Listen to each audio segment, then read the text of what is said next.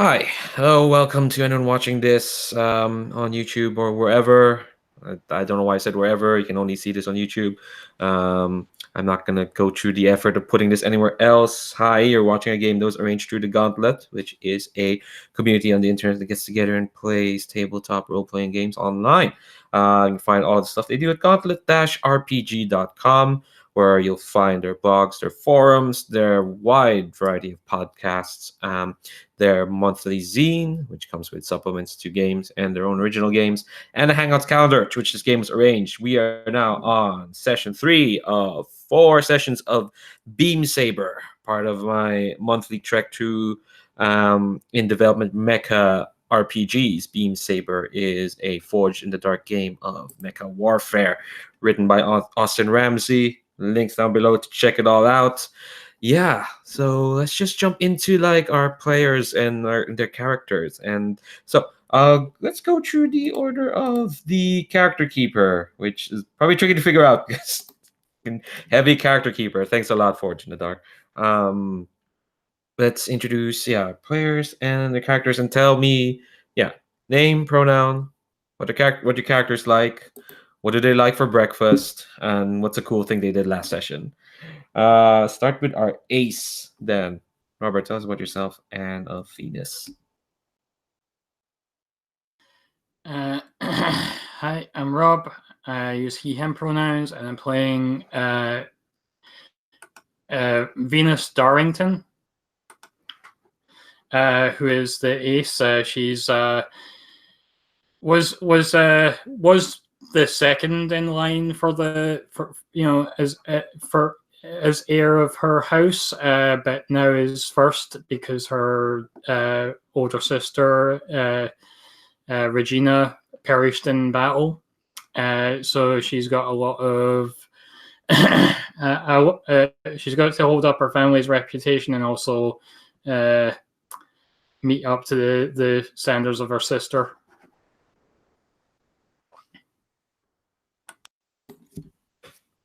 What's a cool thing you did last session? I think the cool thing I did last session was like putting myself between the I can't remember the rival's name, but it's like I put myself between Alice's attack and potentially collateral collateral damage to the surroundings. So. Oh, our gruff no nonsense ace. Up next are far from no nonsense envoy. Chris, tell us about yourself and your character. Hi, I'm Chris. I use he, him pronouns. I'm playing our envoy, Luce Diamant. He goes by the call sign Moonfellow. He's kind of a socialite dandy who has decided to try to prove his worth in battle. Last time didn't exactly go quite so well. Luce had a brilliant idea of trying to read the dark inner workings of Alice's brain and figure out what pains her and motivates her and makes her vulnerable, to twist the knife a little bit. But then the knife didn't even really make any contact. And yeah, right now Luce is kind of not feeling it so much. And we'll see the consequences of that when we turn to the game itself. But first, we have to meet the third member of this squad. Kyle, tell us about yourself and our soldier. Yeah, my name's Kyle. I use he, him pronouns as well, and I am playing the character Aethelbad Pembrooke, who uses he, they pronouns. And Aethelbald is the soldier, as you said. I think Aethelbald probably enjoys black coffee and some, rations for breakfast. And what he did last session that was cool, I think Aethelbald. I mean, the coolest thing he did was definitely the high altitude drop into the enemy artillery, scaring the shit out of everybody so that they back down from the fight, except for his rival Alice, who has been a handful to say the least. Yeah. Yeah, rivals sure are a lot in this system. All right, so before we get into the game itself, let's talk about safety. I always want to make sure we lay out what our safety tools is. First off, we have our lines and veils. So make sure folks read through them. Lines are things that won't be crossed, won't show up in fiction at all. Veils are things that can happen in fiction, but we're not gonna like concentrate on it. We'll skip over them, so to speak. They're off screen. It happens, but we're not gonna concentrate on them. We have the X card for this series. Basically, if we ever roll into a scene where folks feel uncomfortable for any reason, and any reason's fine, they can say they want to X card that either on the chat or on screen or on the dice roller room. And I might ask some questions on what elements being X carded, but no one gets to question if it's used. If it's used, we'll roll back and start over. And finally, we have an open door policy. So for whatever reason, if folks need to step away from the table, maybe because there's an emergency, maybe you're more tired than you thought and you need to lie down, or you just need to go for like 5 minutes for whatever reason, and you don't have to explain it. You say, we can pause the game, and yeah, we'll accommodate that. All right, so previously on Beam Saber, our plucky. I don't know if I don't know. You're not really that plucky. Well, maybe Aethelbad's a bit plucky. Our plucky group has been tasked by a troubleshooter from House Viridian to extract a defector from the town of Falter. Town was under siege by the Divine Wrath, which is a heavy weapons artillery group from the Chantry of Palladium. Turns out they didn't seem to be much trouble. High altitude jump. Aethelbad shouted some very commanding things. They were about to keel over, but when his rival Alice came along with her mech, I forget if it's either the Bolt of Heaven or Heaven's Bolt, which one, either, came in, caused a ruckus. Big fight ensued, and last we left off, Luce tried to manipulate Alice by having figured out that she was a scion of a very prominent house in the Viridian Alliance, but apparently her house was like, no, you can't be a soldier. We're business folk. House was like, no, I want to shoot people. So hence why she's here. So let's I'm gonna set the scene again. So Falter, town of adobe bricks, big communications array in the distance. It's a very flat land where you are in this desert. Most of the Divine Wrath is kind of taken care of. There's still remnants of them because you have one slice left and this cock. They're fighting for the Falter's own forces. The camp of the Divine Wrath itself has been denuded of folks thanks to Luce, with their anti-personnel weapons. And I think, if I remember correctly, Aethelbad and Venus, you two are still grappling with Alice, who has detached one shield off. It's all because remember she has these two fuck off shields that combine into a tower to encase her mech, but she's attached one of them because the two of you have broken it off. Also, those tower shields are bristling with guns. We never did give you. Oh wait, no, we did give you consequences for your failure there, Luce. We gave you 3. One of them was the Knights of Valentine, which is a squad from the Ascendancy, are on their way to try and get back their defector. So I'll turn to you, Aethelbad. Luce's attempt to talk to Alice beamed out to everyone. So his spectacularly bad attempt, spectacularly condescending attempt. So you know that this rival of yours is is also a noble person, although she doesn't sound like it. She's spitting mad at the moment. I recognize no nobility among the Chantry. Oh, Jesus Christ. Okay, all right. My mistake. Yeah, I guess they are gentry. They have to manage a business. Yeah. So I think the last shot we see is like we saw is like she has the shield up. Her like much smaller mech, which is kind of shaped like it's shaped like a I won't say Virgin Mary, but like it's kind of like it looks far more delicate than it should be. It's much smaller compared to the walls, but she has it in front. And you, Venus and Aethelbad, kind of like just withstood a barrage from that tower mech. And yeah, you all heard Luce's attempts. But yeah, Aethelbald, what do you do? I'll give you a moment to react. I think I say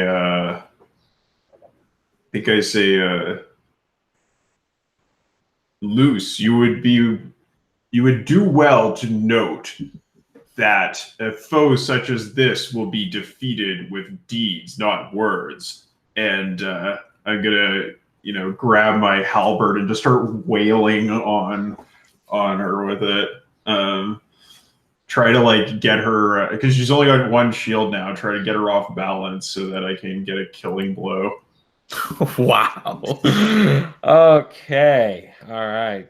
Luce, do you ever respond to that? What? I think at this point I'm just gonna flip my comms like to silent. I'm just like cool. Nothing from me. Okay.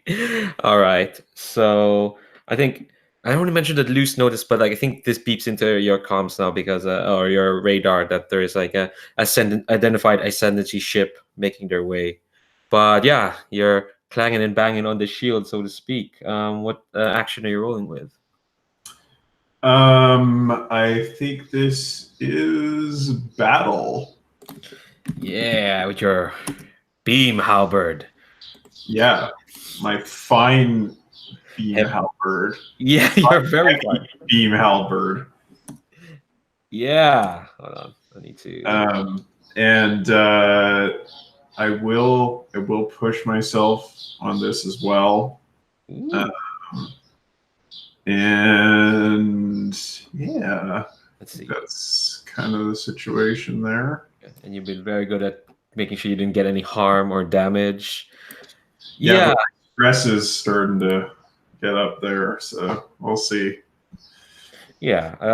Let's see. Position here. It's the thing is because the divine wrath has been fairly kind of neutralized. You're in a less desperate position than you would be for sure. So I guess this is risky.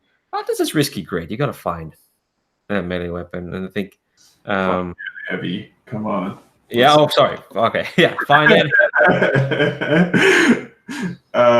Yeah. So I think I'm rolling 2d6. Yep. We'll see if I exhaust a quirk after I roll because of the Mecha thing. Oh yes. Yes, I got a 5. Okay, so 5. Okay, so yeah, I mean you're still gonna do it. So sorry, I need to refind some stuff. I lost all my tabs from last week. Let's see. Risky. Apologies. Sorry about this. Okay. So yeah, you do it, and ooh. Let's see. Great. Kyle, you remember this. Great effect. That means like 3 ticks, right? Great effect is 3 ticks. Yeah. That's right. Yeah. So, all right. So, okay. Well, this is fairly easy then. Tell me what it looks like when you bash through this shield of hers. Yeah, so I think it's like I'm slamming on the shield, and eventually, like, her mech's arm goes out to the side because of the impact, and then I just say, "Now die like the dog you are," and do like a overhead slash right down the middle of her mech's torso. Wow. Wow. Okay. All right. I think she doesn't even get a chance to. I think she said her piece last week. To Luce, but yeah. Jesus Christ. Oh, let me tick all these. Jesus. Yeah. So yeah, I think this the bolt of heaven explodes. There's you all see. There's no chance of her getting out. Boom. Big fight, big fun, but there's still a 5. So what's gonna happen is okay. One of the consequences adjust a clock by 2 ticks. There's only like 1 clock left here. So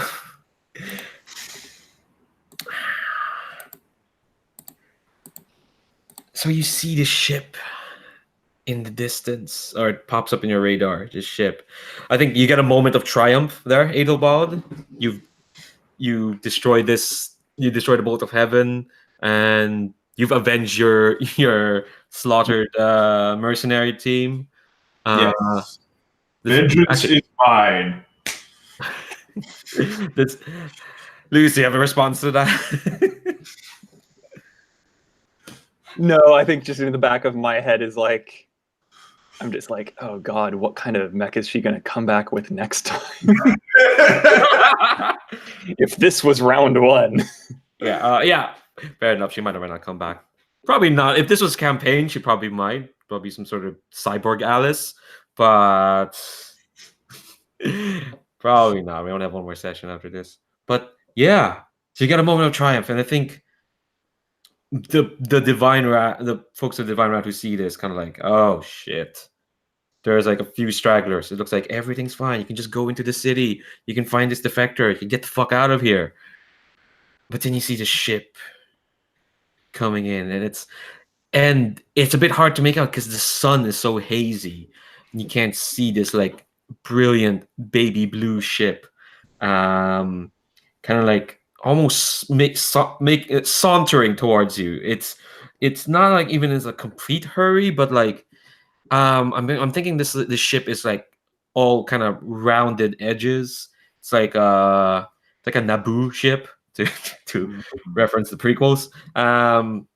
It's a ship that aesthetically looks like it should belong in a museum. Like it shouldn't be flying, but yeah, it's making its way, and I mean, that's kind of like the general aesthetic of the Ascendancy.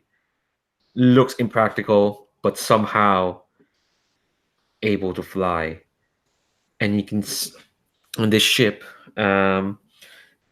is I think I'll give each of you a moment to react before this ship kind of comes, and you can see like it's opening up ports and it's about to launch some forces.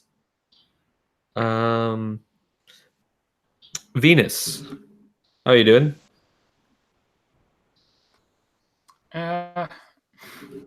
So Venus is going to like stand alongside Aethelbald and raise her mech's sword. And she's going to call over the comms to Luce and say, Pilot Diamant, we will take care of this. You go and get the asset. Roger. I can handle that. Okay. Quite. Stay in one piece. We will not engage them unless first engaged ourselves. Those were our orders. Yes, but we need to hold the line in case. Naturally. And I think I'm just like getting my boosters ready in case I need to like jump up there and attack the ship. Okay. All right. I'm gonna make some clocks. First one is the defector. To fill that, I think this is just gonna be the all-purpose clock for this because I was gonna make a separate clock for the forces of the knights, but that seems a bit excessive. So this is the clock y'all need to fill, whether to fight back the knights or find the defector in this war-torn city.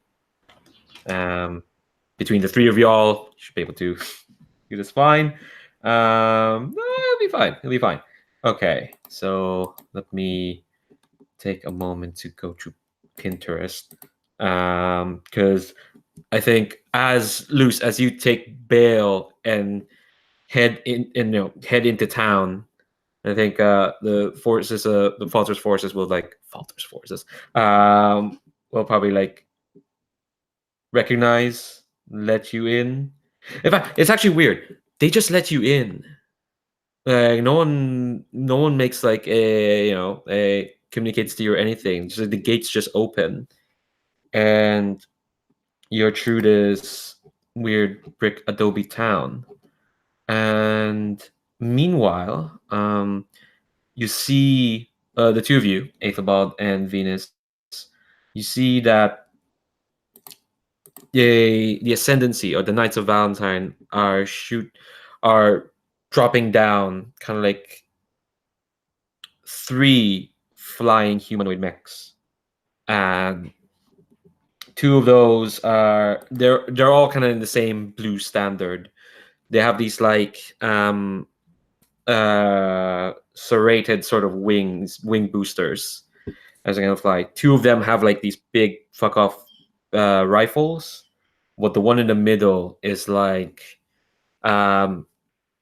it's like lined in with gold. Their mech. It's just a bit bigger, and it is wielding a it's wielding a beam saber. Let's get a beam saber into this. And the three of them fly in formation, and the big golden blue one lands in front of the two of you, and the two stay behind with just their guns out.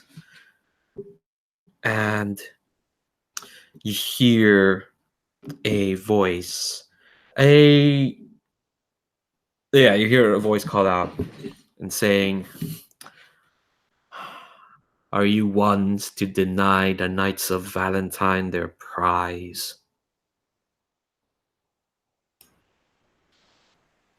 What is it that you seek?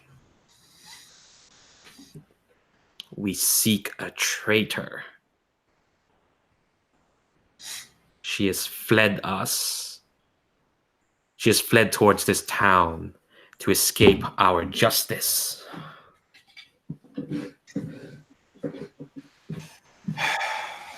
And I think I like look over, like this is anime, so it's like, obviously I couldn't do this in real life, but like in my cockpit, I look over at Venus.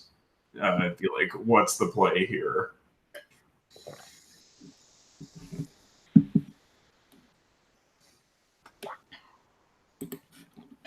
Sorry, send a private comm. Keep them talking. And I think I'm just like, and I say, and what will you do with this prisoner? There's a small pause and says, and then the voice answers. I should describe this voice a bit more. It's a gruff older woman's voice. Probably should be a bit more hoarse than what I'm presenting it. And she says, She will face the Ascendancy's justice. Justice that concerns none of you. And just to be clear, this is our target. We are supposed to recover her, right? Yes, you're supposed to recover the traitor they're talking about. Yeah. And I say, I will be frank with you. She has sought asylum with our side.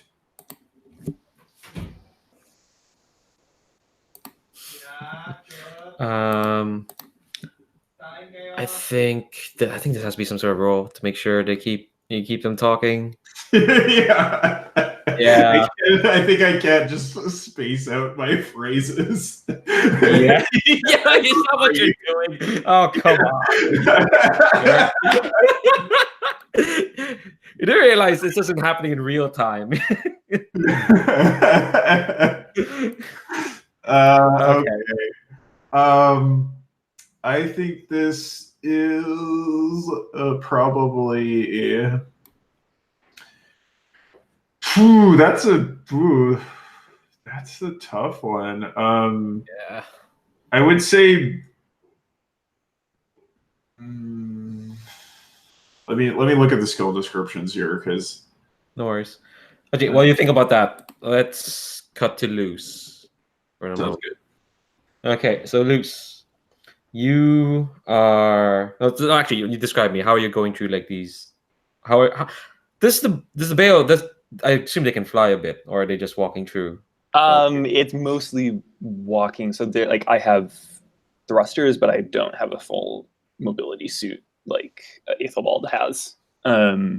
So on planet side, I'm much more like, I'm a big tank that walks around, and I'm light-footed. I can jump and maneuver really well, but not like flying over this town. So I think I'm just doing that like really classic trope of like the houses are like lining the streets, and then this just like mech like towering over like twice the size of the houses, just going like shunk, ka-chunk, ka-chunk. But we do have the tracking beacon.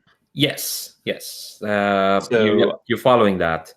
So the weird thing is that there's absolutely nobody in town. You walk through these streets and it's completely empty.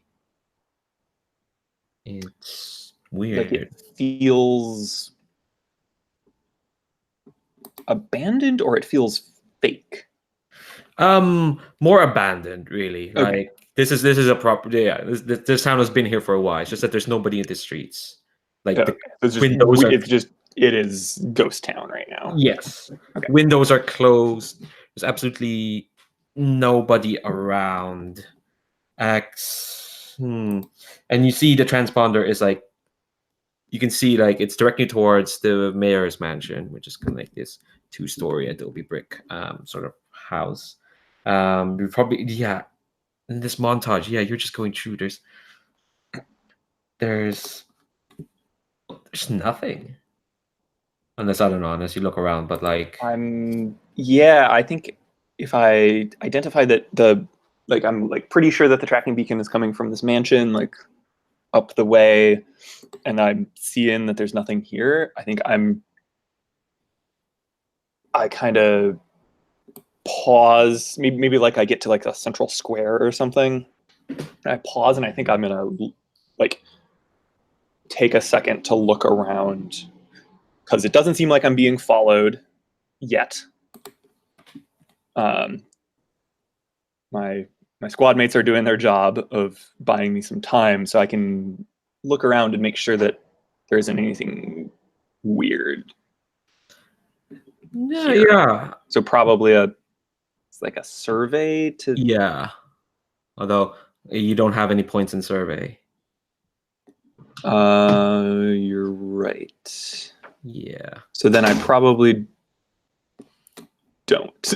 Okay, all right. So you're just gonna At this let point. it be. Yeah, that's a good point. I Do think you have any I points in, do you have any points in scan? no. Oh, scan. No, no. Scan would be good. I don't. I think I then am just okay, given that, I think I just am like, let's just get in and get out as quick as possible.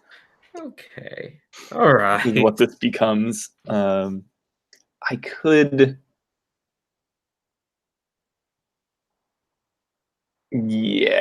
so I think I just am, I have to Okay. keep the That's hunt on. That's fine. That's completely fine. Yeah, you walk towards the mansion, and I'm imagining something sort of Spanish hacienda, sort of the type you see in telenovelas, where evil machinations happen and drinks are spilled because of drama, that sort of thing. And yeah, yeah, exactly. No, drinks aren't just spilled. No, they're tossed in people's faces. There we go. No, that's telenovela stuff for you. Yeah, so the doors are open, but that's it. There's nobody really out there. There's no one waiting for you to greet you. Like, you're not going to enter this mansion in your mech. Yeah, I like get into the central square. I'm imagining like the covered walkways with the brick tile, the red brick tile on top and stuff like that. And I just like kneel down my mech so that it's kind of a little smaller and the torso kind of bends down and just the cockpit release. Mm-hmm. And I just kind of jump out down the leg and land on the ground. And I'm trying to track where in this place is this. Well, you have actually is. Yeah, well, you are tracking it, so it's in the mansion. Like, you can transponders in the mansion. So I think I'm just following the beacon, trying to be like, okay, let's hustle. I think at the edge of the door you hear a psst.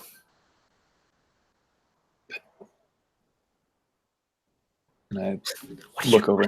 What are you doing out in the open? Get in. All right, fine. I hustle over. Yeah, you go inside the mansion, and it's this like this janitor who has a very nice mustache. Is kind of told you and said, what are you doing out there? Didn't you hear the order? No civilians out, no, and all security personnel out in the front line. What are you doing in here? I'm sorry. I'm here on urgent business. What urgent business? What urgent? What are you? Who are you? They call me Moonfellow. You're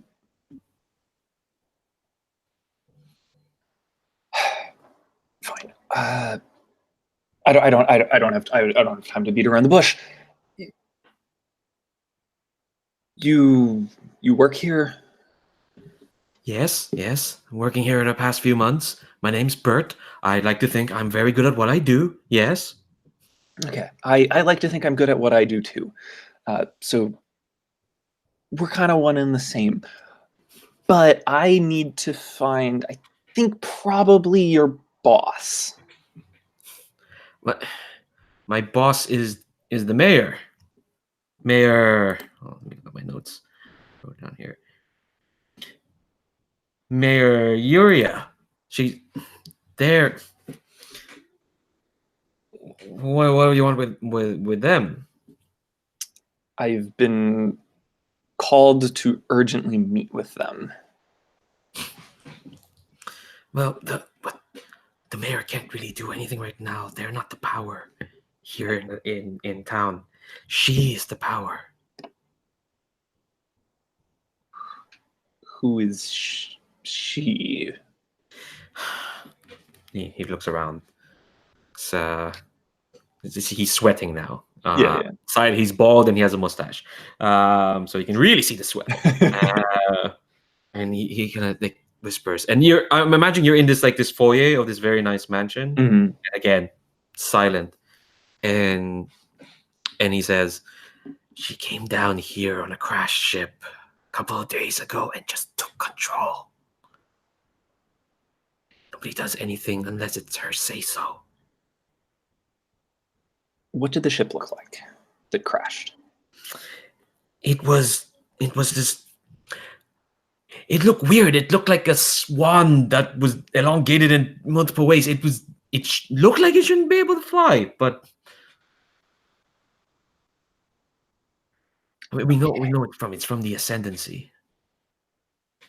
Okay. Where is she now? She's by the pool. Don't do anything to piss her off, please. Okay, I won't.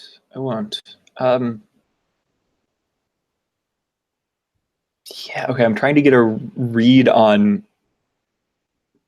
I guess, I know where the beacon is coming from. Yeah. Is the beacon coming from the pool area or somewhere else? Yeah, the pool, yes. When he points the direction of the pool, that's where the beacon is coming from. Okay. And I'm just like, I think I just put hands on Bert's shoulders and I'm like, it'll be okay. This doesn't involve you. What are you here to do? What? I was called here to meet with them. Are you here to take her away? Are you here to save us? Bert, to be perfectly honest with you, it might be a little more complicated than that, but I'll do what I can. Trust me. He nods. He doesn't have that great a will, and part of this is, he nods like, just be careful. She's got this thing that she's got tricks. Tricks? What do you mean by tricks? I mean, people are tricky all the time, but this sounds like something. Leans even further, closer to you, and says, she has this thing on her. She has this device. She just the mayor didn't want to accommodate her.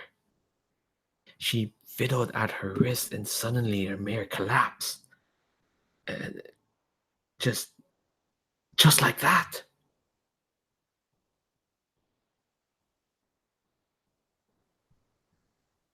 Okay.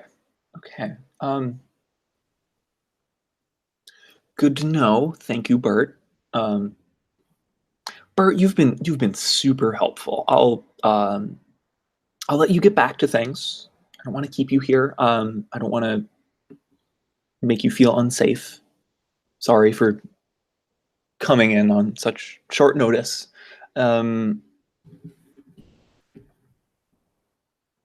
If you're particularly worried, you might want to go somewhere else. I think he looks sort of like, why? What's about to happen? That's the thing. I don't know. And I turn and walk away. What an envoy of the people. Okay. We're close to the top of the hour, so we'll probably take a break. But first, I want to see this roll. This is keep him talking roll from Aethelbad. Okay. So I've thought about it, and I think this is probably a sway roll. Fortunately, I have no points in sway, so I'm wondering if you could give me a devil's bargain here. Or get the ace to do it. Do you have I any think points? I have sway. I think I have 1 point of sway. Yep. Well, that's better than me. I could be assisting. You can feed him lines. Or feed her lines. Yeah. All right. So yeah, if you're gonna sway, I think the write-up I had for the Knights of Valentine is that they want to be glorious. They want to leave a glorious legacy of combat. So this is still risky because y'all are talking and you're not fighting, but yeah, I think this is a good old risky standard. I don't know if they have any. Well, they might have some tricks, but they're being upfront to you. I think the two of you talking to them straight up is probably not what they expected. They expected like a fight. So let's say this is a risky standard. If you're assisting Aethelbald to spend stress for how much? I did. I spent that stress. So do you want to add an effect or a die? I think I definitely want to add a die here because we only got one. Yeah. Okay. Cool. So that's a 2d6. Give me that roll of Venus. Okay. Roll. That is a. Oi. That is a 1 and a 2. Oh, Jesus, we're gonna be here for a while. Okay, all right. Let's take a break. Take 10 and figure out what happens here. Yeah, BRB.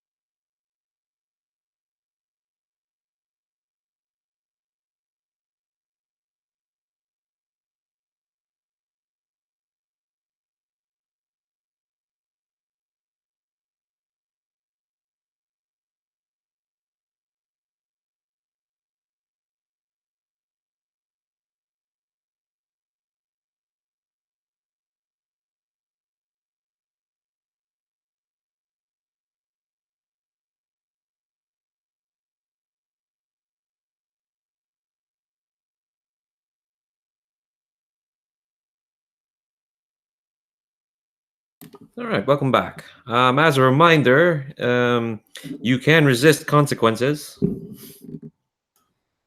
Mm-hmm.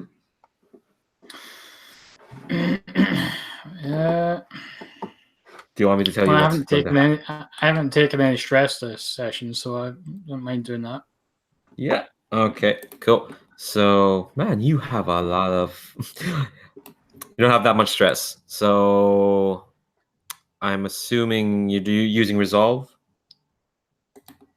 Yeah. Yeah. Yeah. So roll that. That is one 1d. die.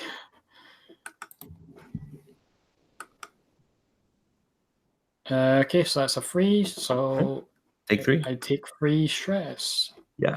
So what's gonna happen is, what do you say actually to like make this not the best situation?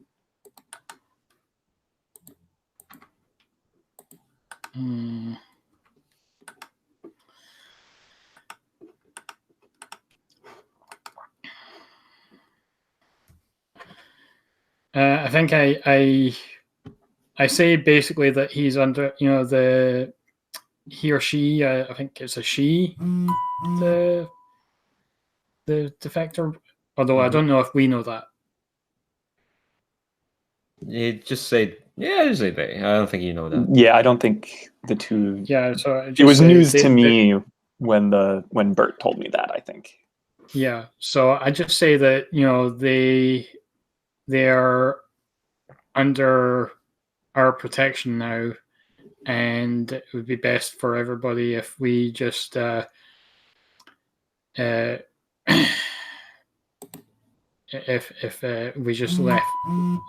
we just left it at that, they're under our protection, so you don't want to create an instant, like maybe they don't care. Well, you did resist the consequence of that. So what's going to happen is I was going to give you 2 controlled consequences, but instead I'll just give you 1, and it's going to be a nice one because I want to get things moving. So you're just going to lose trust with their faction. So what's going to happen is there's a sigh behind from the night mech that you're talking to, and the woman's voice just says, "And once again, she's wheedled her way from one group to another.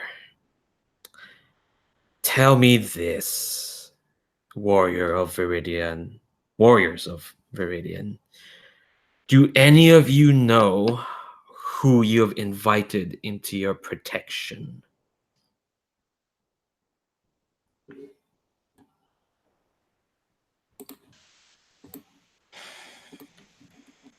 I must admit that these orders come to us from another.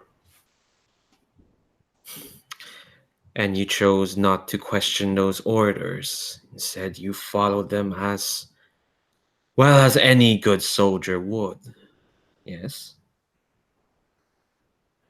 I assume you would expect the same out of your subordinates.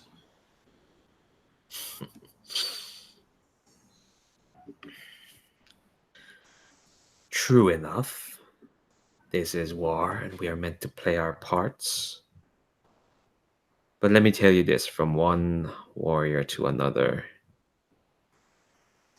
you'll find no joy with whom you are inviting into your faction.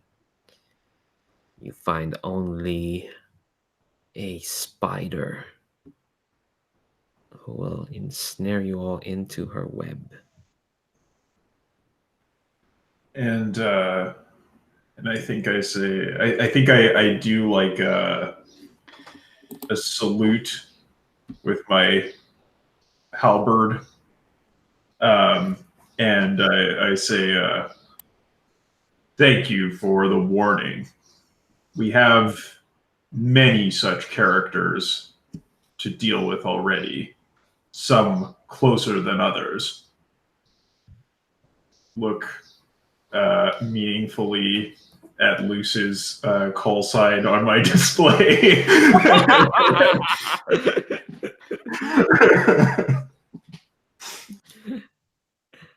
Let's cut to Venus. You gonna say something? Or I was going to say something, but go ahead. I think the moment's passed for it. Okay, I'll go back to you in a minute. So yeah, but when Aethelbad looks at Luce's call sign, yeah, let's cut to Luce. You're are you? Do you have anything? Do you have like a weapon or anything? Or are you just gonna walk through this place? I think I have stuff on me, so I think I'm like in my flight suit and carrying. I'll have some kind of weapon. I'm not brandishing it. I think it would either be like mounted on some futuristic like holster on my back, or like a little like an energy pistol in my boot, or something along those lines, where it's lightweight and not super visible. Nice.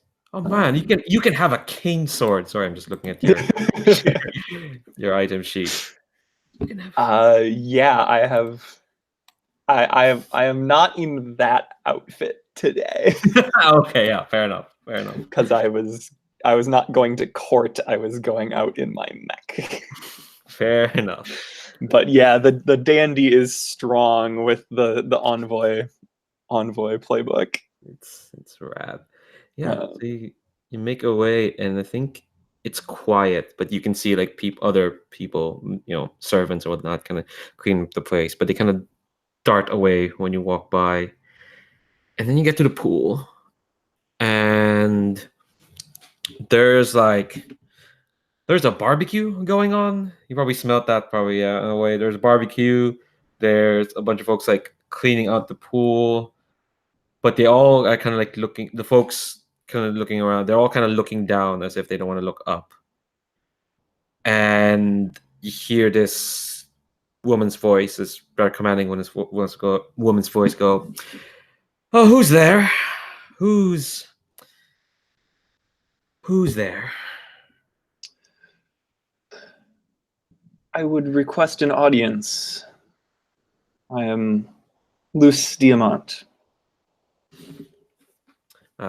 This woman's head kind of rises up from one of the pool chairs.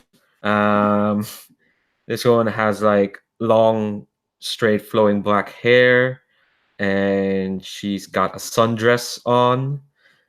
And when she kind of like rises, her head kind of turns around. She looks at you and says, "Luce Diamant, is it?" Yes. Why, for whatever reason, have you come? And she kind of looks at you. You have these like pale blue eyes, and says, "You seem to be equipped for war, there, Mr. Diamant." Yes. It was a bit more of a skirmish than we were expecting on our way in, but I've come to see you. Ah, you're the welcoming party Mars sent, aren't you? Yes. Well, it's about time. I was getting desperately bored here. Oh, well. If it's excitement you seek, we had some of that already, but we can always find more here or elsewhere. I think she kind of stands up. Yeah, she's wearing this like white sundress, and you can see she's on her wrist is like this weird clockwork bracelet on, and she kind of gives you a smile and says, "Well, let me get my provisions then, and we should be on our way." It has been a while. It has been a while since I've seen Mars. How's the dear fellow doing? Oh, I don't know when you last saw him, but I can't imagine he's changed that much. Oh, I had hoped he has. Last time I saw him was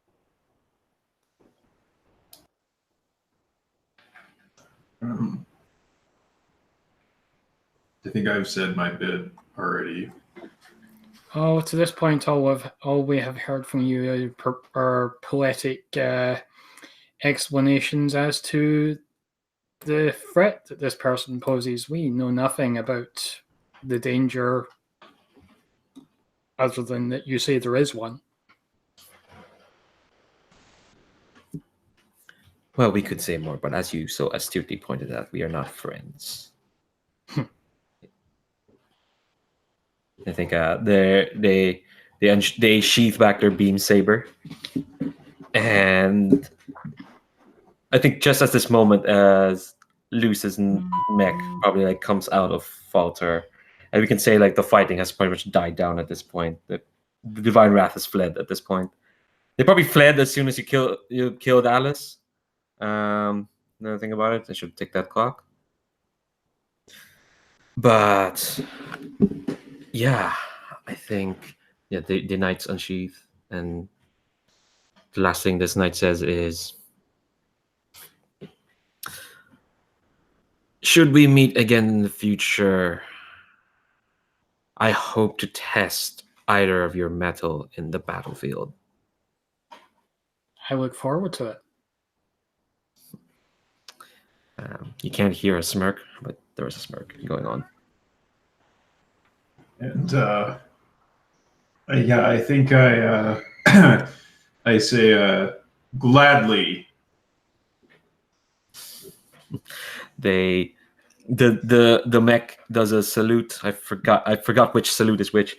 I'm losing track of. I've been making up a lot of salutes lately. They do some sort of salute, and they'll fly back to their ship. And I think, I'll just montage it out. There's your where you halo jump from, your rovers will pick you up. Probably some of you are a bit dinged, others are not. Aethelbad is surprisingly, well, besides the dust and the some burn marks, surprisingly pristine. Yeah, just my armor is totally fucked, but otherwise pristine. Yeah. Meanwhile, Luce, you're quite stressed. You'd spend it. Yeah. Yeah. It felt good to have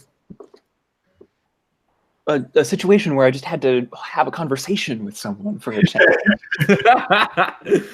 Yeah, you tried that with another person, it didn't work. It's so much easier than dodging artillery fire. Yeah.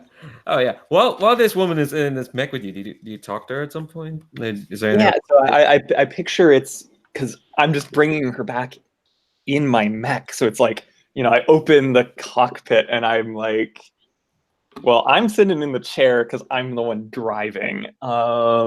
We can shove your bags back there, and you can sit on the armrest. Sorry, it's not so glamorous, but when we get back to the others, we have actual ships and stuff. Oh, don't worry, I'm sure. But this will be faster. It'll suffice. And yeah, she is, I guess. Yeah, and I think it's like I'm picturing like really bland small talk while I'm piloting it. Like I'm just trying to like keep make sure there isn't any like tensions, but it's nothing particularly consequential. It's like, yeah, and the most she gives you is like some enigmatic smiles and some just like more questions about Mars, what's been happening in the Verdant Alliance. She hasn't been around there for a while. This is kind of like what I'm imagining she looks like. I've used this photo before. I'm debating right now whether I want this to actually, since we have some time, one-on-one time alone. She's trapped here, can't like walk away from the conversation. This might be a consort. Yeah. To see, like, I'm trying to like get in her good graces. Yeah. Essentially, and by being gracious and answering her questions. Yeah. And I think actions died down. This is just going to be a fortune roll because you have too Okay. much stress. You have so much stress. You poor dear. You poor dear. But okay, sure.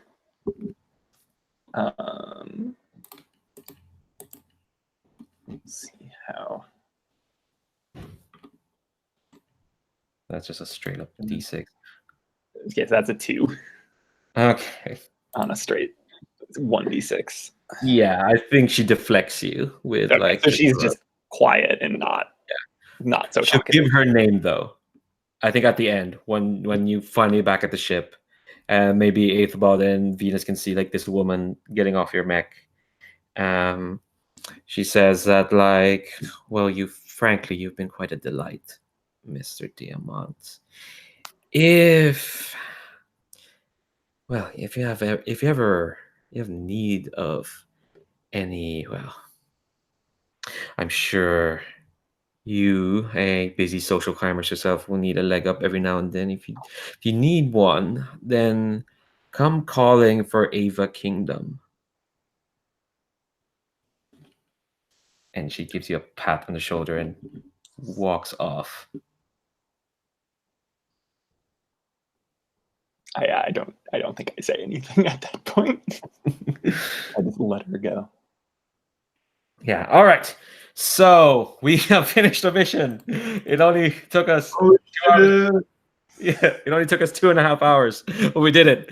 All right. So let's go through mission complete. So what happens is, and it's quite a bit. There's a lot here. So we're gonna resolve the squad's reward. They'll get supply points, which you'll convert into other things, and cash and rep. So how to generate your supply points? So you're going to make a supply roll from the employer faction. What you're going to do is you're going to roll dice equal to the target's tier, which is the Divine Wrath, plus employer faction status, which is you don't have status because you're still neutral with your faction. So you only roll 1 die for your supply roll. Because we're only here for another session, I'm going to be nice and say 2 die. Unless we want to be stickler to the rules. Do we want to be stickler to the rules? I mean, I think I'm fine going with the actual rules. That seems reasonable. Yeah, fair enough. Yeah, let's do that. All right. So one die. Okay. 1 die. All right. I'll go ahead and roll. That's a 2. Okay, so you have 2 supply points. Yeah. You're making bank. Honestly, I thought this was going to be calculated by your employer's tier, not your target's tier. I'm so sorry. I didn't. I didn't look at it and see. Divine Wrath only is tier 1. Okay, so you have 2 supply points. You'll get an extra because you're part of an oligarchy. You are going to get 1 cash and 1 personnel. Just mark those on. Nice. Yeah. So I should go through what are supply points marked under materials or no? Materials are their own type of supply points. Okay. And where are the supply points tracked? We are going to assign them now. You don't track them. You cool. You don't hoard them. You have to convert them soon. So yeah, so you have 2. They go to the mechanized cavalry sheet. You get an extra cash and extra personnel. That's just part of what the oligarchy gives you, because you work. That's how you work for them. That's your bonus. But yeah. Oh, everyone takes 1 cash as salaried pay. That's just everyone just gets that. To put that in your sheet. But yeah, you have 2, and let me just make another tab so I remember what each of these supply points do. So we can just pick from cash, material, and personnel for the 2 and just put them in. Yeah. So cash is cash. Oh no. Let me go through what I have here. Material represents like everything necessary to keep a squad's vehicles running. You spend material to change your vehicle's load slots. That's how you change from say you have equipped 5 now and you want to 7 next time. You have to spend material and downtime to change that. You can add a die to specific downtime activities or increase a result by 1. You can just spend material to do that. Or you can acquire new vehicles, but that's probably going to take time, and you probably don't have the material for that. Or add like another die to one die to like specific downtime activities.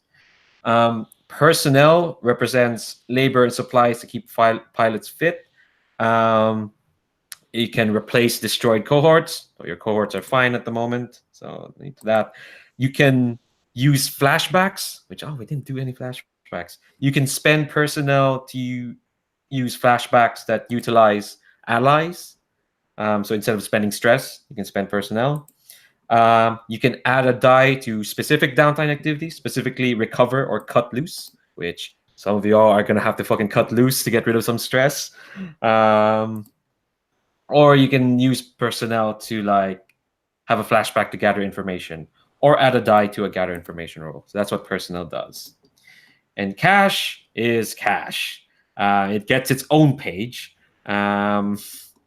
It cash is what it is coin basically in Blades. It's what determines kind of like how well you do, and you can spend cash to like up effect or whatnot when you're doing downtime rolls. So you've got 2.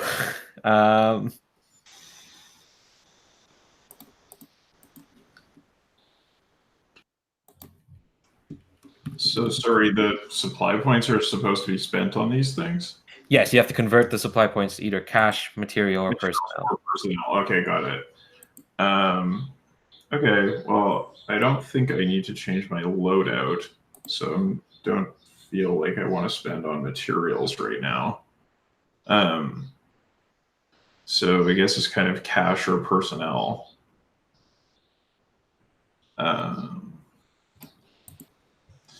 So, hang on. One of each would be fine. Yeah. I would say material. You might need that when you like do upkeep to your vehicle, so you refresh quirks. Oh yeah. Oh, I see. Okay. Yeah. Sure. Yeah. So I think we all could use some of that.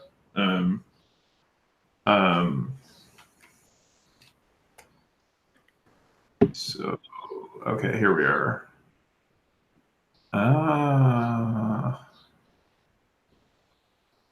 This is a typo. It should not be spelled that way. Okay. Interesting. I finally found the page where they have this information listed. Cool. So we don't have to discharge.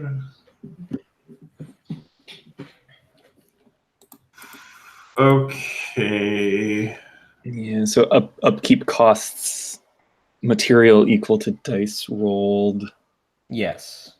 Let me see. How are your quirks doing, my friends? We've marked a few, I think. Yes. I've marked 2. We've all marked 2. I guess we might want to just put 2 in material. Just to focus on refreshing. Yeah, because we're pretty fucked up with that. So then at least 2 of us can. Yeah. 2 of us can do downtime for it. The upkeep activity is free, so it doesn't count your downtime activities. But we do have to spend. Yeah, but you have to spend material for it. Yeah. And we also need to burn some stress. So I don't know. I guess 1 in material, 1 in personnel. So one of us can upkeep at least. Well, it says it's a downtime. Oh, I see. Action. So it's you need to spend.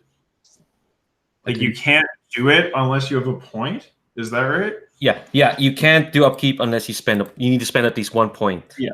Otherwise, you have no dice to roll. I see. It's take the upkeep downtime activity, comma, add +1 to the upkeep activity. Well, no, just to do upkeep itself, you'll need to spend. Or increase the result 1 point.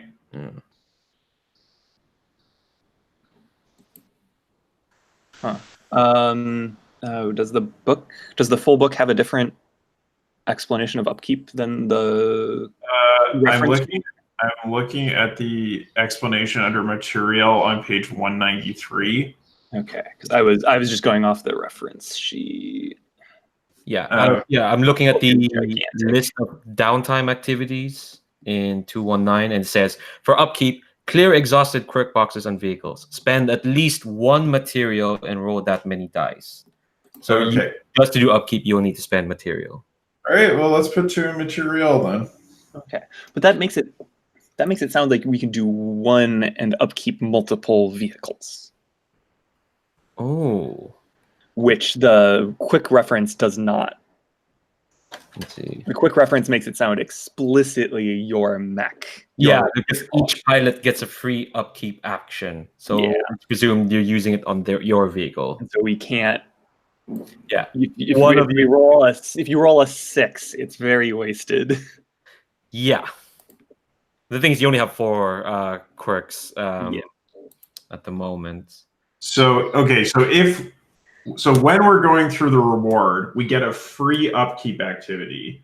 Yes. Then during the downtime phase, we can spend material to take an extra one. We get the downtime activity because otherwise we only get 2 downtime activities. Yeah, but when it says free upkeep, that's what it means. It means it doesn't take away from the 2 downtime activities you have. Yeah. Okay. You still have to spend material. That's very poorly written. You still have to take the activity. Got it. Okay. Well, I think 2 material makes sense. Yeah, probably. That second die, I was being nice. I offered a second die. No, I'm kidding. It's fine. Yeah. So 2 points material. Yeah. So everyone takes 1 + 1 cash. Each pilot takes a free upkeep down. So who's doing the upkeep? Which of the 2? So how many quirks have people got marked? I've got 2 marked out of 4. I think we all have 2. Yeah. I mean, the 2 of you are more mech focused, more likely to be taking consequences against your mechs. Okay. Okay. So roll each of you roll a d6 for each point of material. 5. Clear it. You refreshed your mechs, your quirks. I got a 4. Everything else is wasted.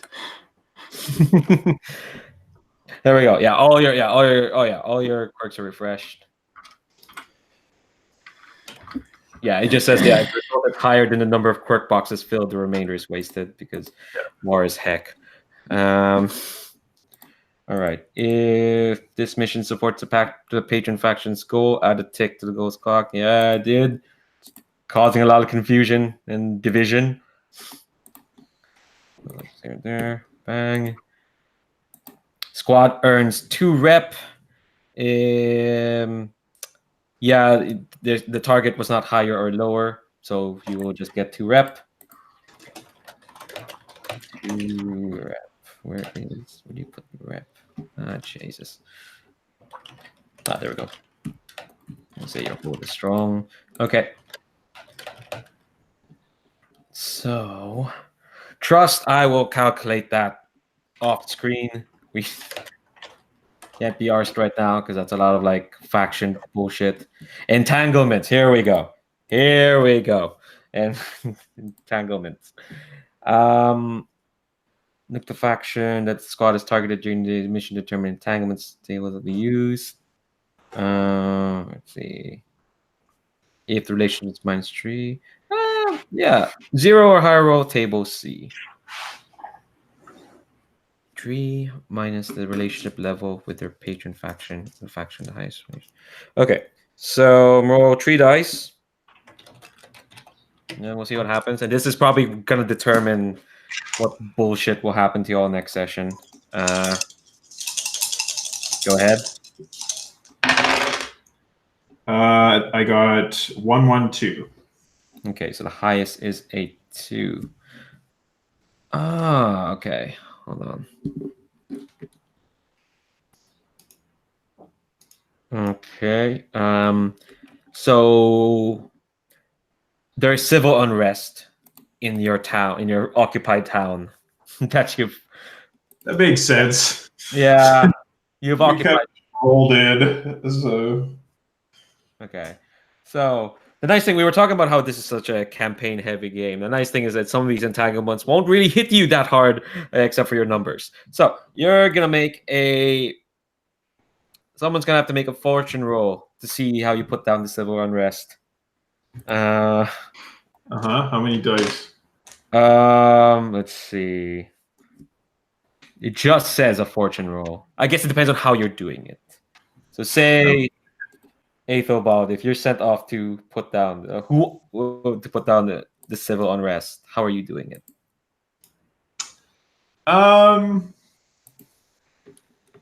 So I think what is the specific unrest that's happening? Yeah. It doesn't really say. It just says civil unrest happening. So what's happening, I think, is that word has gone out of what happened at Falter. And obviously you were kind of just there at the tail of it, but what happened is like some ascendancy asshole took control and kind of like threatened a lot of people, and the Viridian Alliance sent a squad to help out that defector. And that squad is in this town. They're not happy about it. Some of these folks, they're like, they have friends at Falter. They were threatened by something that made Falter scared. But yeah. Okay. Gotcha. So I think Aethelbald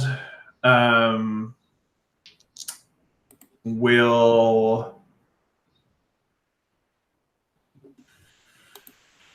go out with some of the troops and basically explain to these people that they are common, they don't know what they're talking about, and if they will not listen to their betters, then there will be bad consequences for them. That's a command, is it? I think it is a command. Yeah. I say, is this a fortune roll? So just roll your 2d6. Yeah. Okay. Awesome. Great. Gotta love the Viridian Alliance. Yeah. You could have worked for nice folk, but no. Oligarchy. That's a 6. Okay, so all right, wow, they are cowed. They are fucking cowed. I think your show force kind of reminded like, oh, what they had to do, what the Viridian Islands did to like take control of this place, and they're like, oh shit, and here's the wandering wolf as well himself. Yeah, it's just like. You know not of what you speak. Go back to your homes and your work, and leave the ruling to those best suited to it. Wow. Yeah. Are we the baddies? No, of course we're the baddies. We're working for the oligarchy. There are ways to work for an oligarchy and not be like complete baddies, but yeah, no, you are. Well, at least 2/3 of you are. I don't know about Venus, but Okay, so it says there, like, spend supply points equal to the number of regions which control claim. That's fine. We're fine. We don't need to do that. We're only here. We're not here that long. We're here downtime. All right. So I mentioned the downtime activities. If you want to look at the PDF, it's at page 215. But let's take we're back at the top of the hour. Let's take another 10-minute break, and then let's just spend the time getting to all just interacting, just talking to each other. It's gonna be fun. BRB.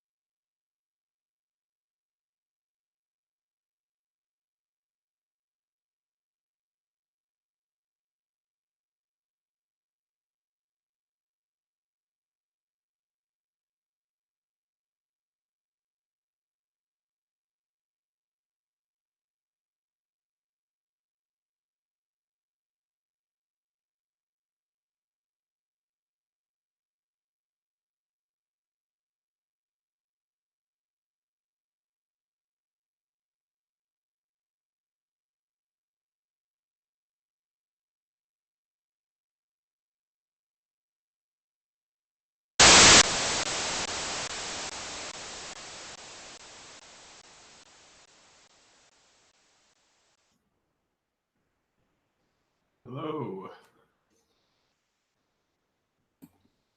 Hi.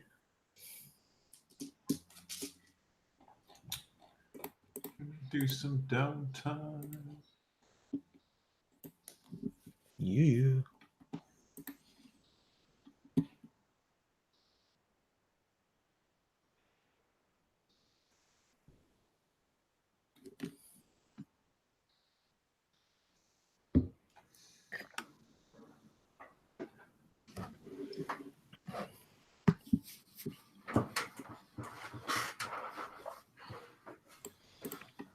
Okay, so downtime. There is quite a number of activities.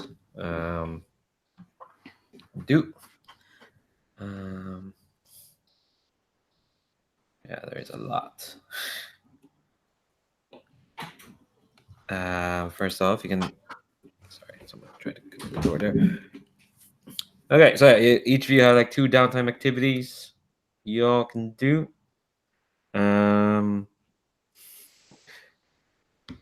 There is actually quite a list of them. Let me just make a quick list of them because I don't have to go through explaining every single one of them. Well, there's acquire assets.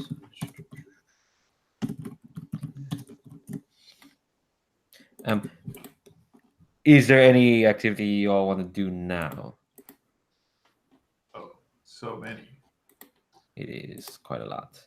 I mean, some of them I don't know if you're able to do like collect. I don't think you don't have many claims besides your base. So I was probably gonna I took 1 level of harm to 1 level of damage to the mech. So I think I probably need to fix. Okay. Let me double check something on your squad sheet. You have a repair bay. So, okay, cool.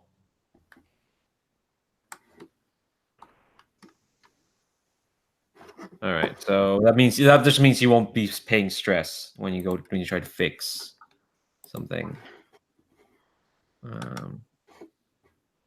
right. So you have a repair bay. So fix when you use technological know-how and materials to fix a vehicle. Roll engineer.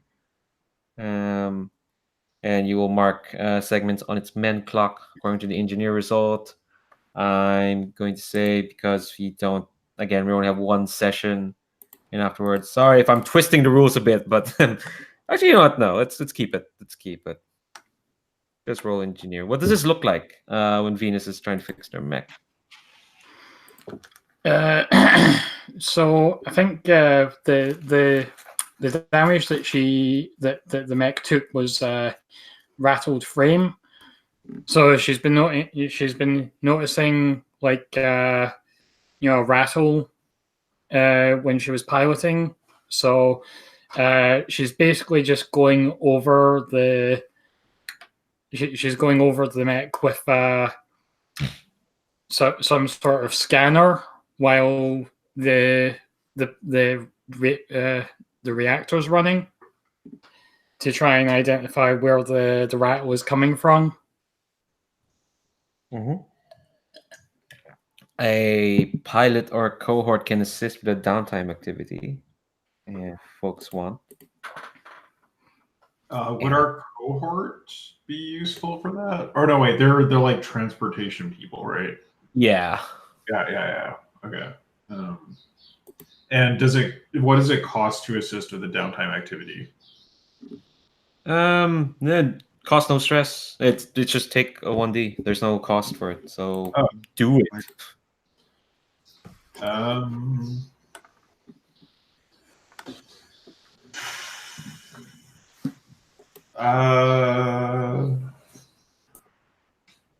I mean, I'm not much of a mechanic.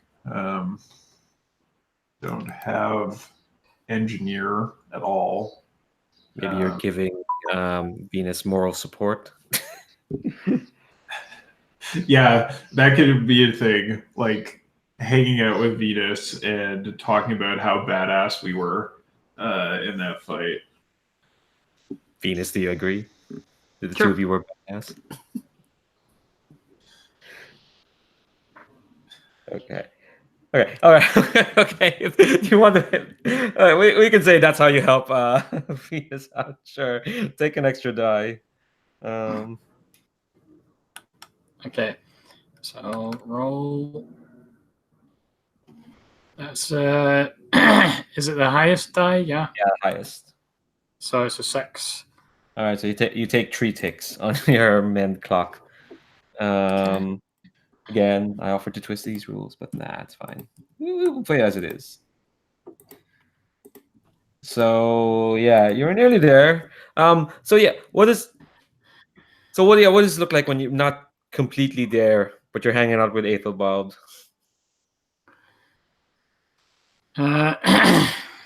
So I think is I'm sort of paying half an ear to Aethelbald and half an ear to the scanner, like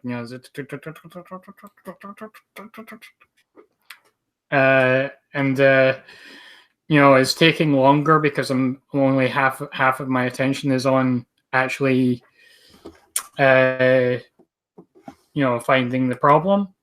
So it takes me all of the time just to find where the spot is that's causing the rattle. But I'll need to come back later and actually adjust it.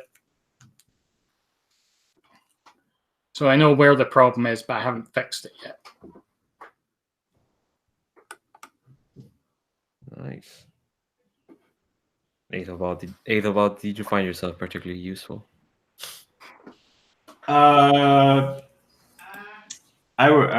think I consider myself to have been useful because I see Venus as inexperienced and reckless, and I'm just trying to be like, oh, you've got like some real battle experience. That's great, like that sort of thing.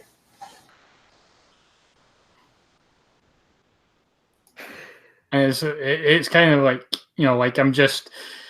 I'm humoring him, like you do when someone of who's more experienced is telling you, oh, did all right, in that sort of condescending way. You're just grinning and bearing it, sort of thing. Great. Best relationship, best working relationship ever. Yeah. Hold on. Let me. What are your beliefs of each other? Mine is that Venus is inexperienced and reckless. Mine is that he is refreshingly blunt. I think is. It says you're refreshingly real. Don't yeah, more. Well, that's more or less what it means. So. Okay, so camera pans away from the two of you, and let's go to Luce. What are you doing? I think there's the two things I want to do is one, I need to cut loose. You absolutely do. Really need to cut loose with someone. And I wouldn't mind trying to recover a bit. Okay. Get Let's do my harm off. Yeah. Oh yeah. You have quite a bit of harm. But these could maybe roll into each other a bit because my harm is I took as demoralized. So these could maybe hook in together. But cutting loose. How do I cut loose? Yeah. So with. Yeah. Who do you want to cut loose with? Either of these two warriors. I would love to cut loose with a very reluctant Aethelbald. because I want to lean into my belief about Aethelbad, which is they're in need of a makeover, and I have the style. All right. Awesome. So what is this? What are you dragging me out to do? I'm picturing the setup is like we're at like some table next to our mechs are like in the bay of our FOB, and we're like having some drinks, we have some beers out or whatever, and we're hanging out, and I'm just like, Aethelbad. I kind of like give you this like really like piercing gaze, like up and down. I'm like,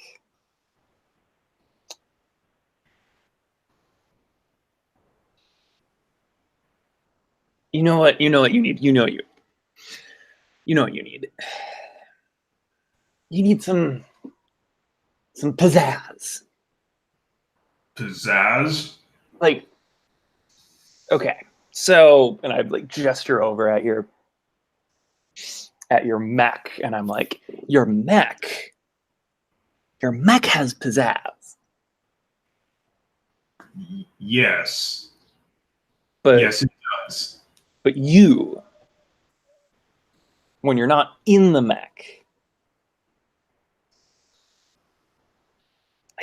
I think if you let me, you do so much better.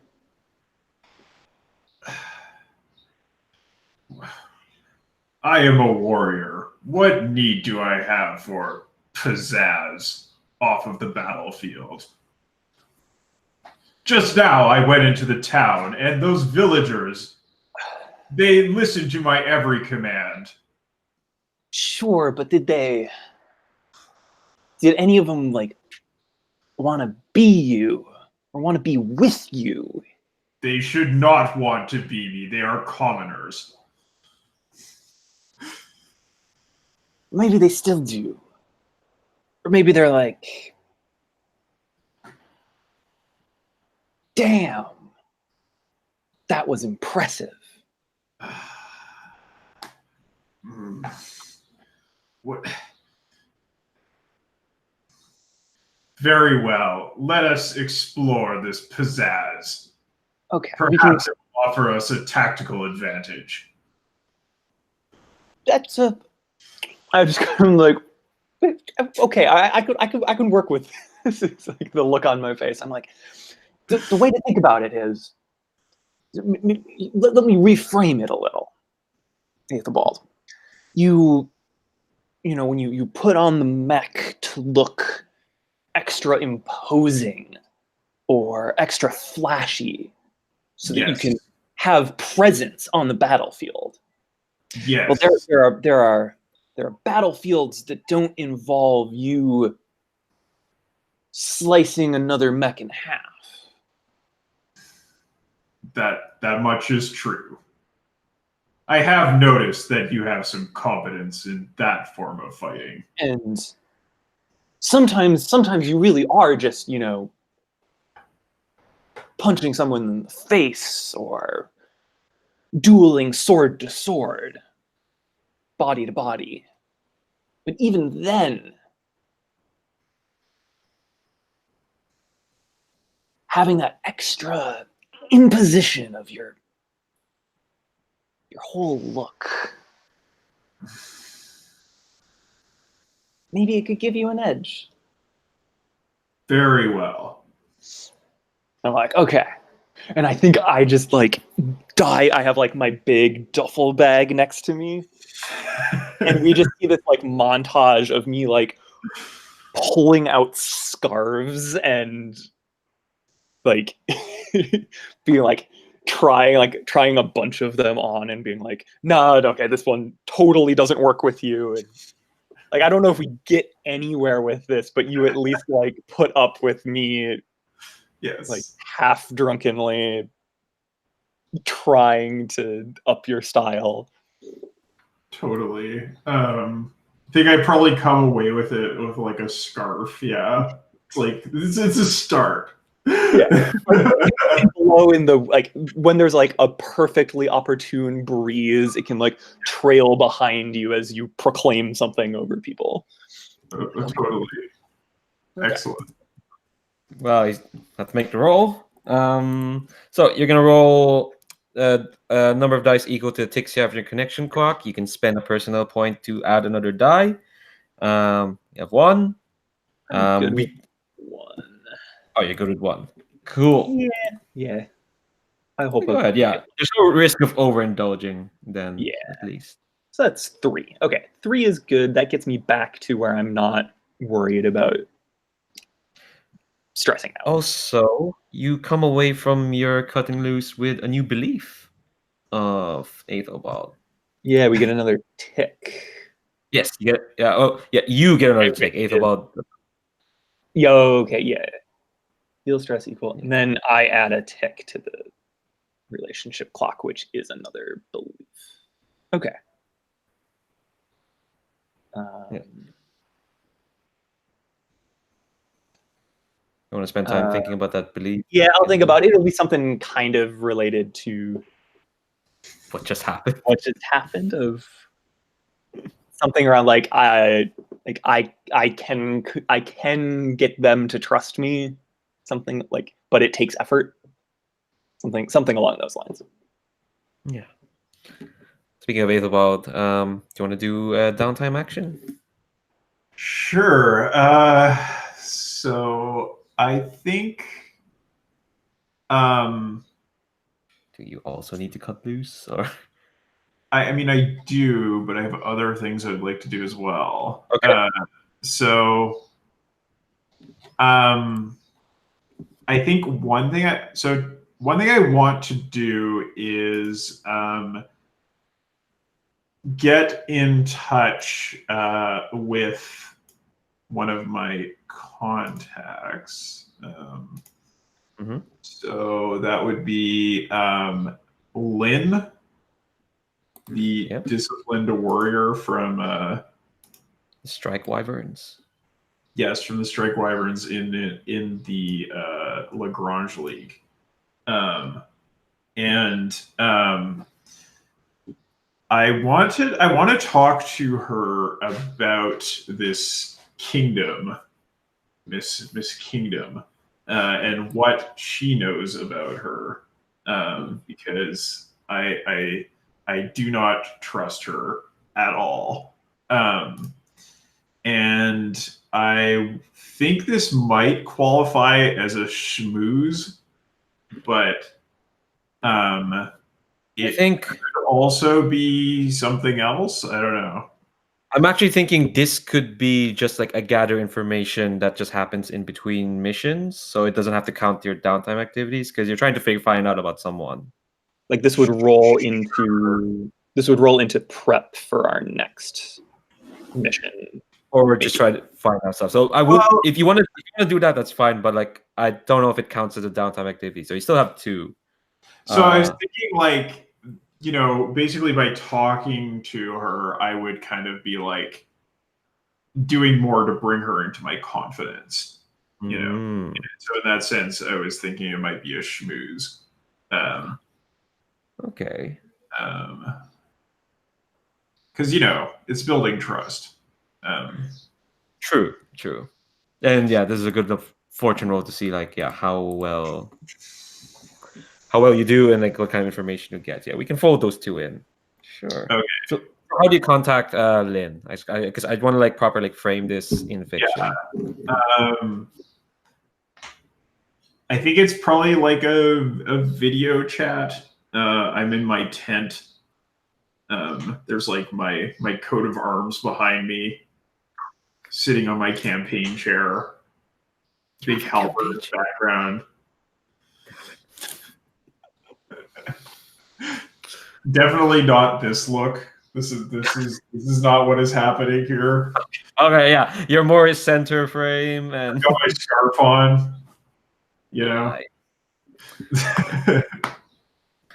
Meanwhile, Lynn's probably porting you from. She's probably in the field.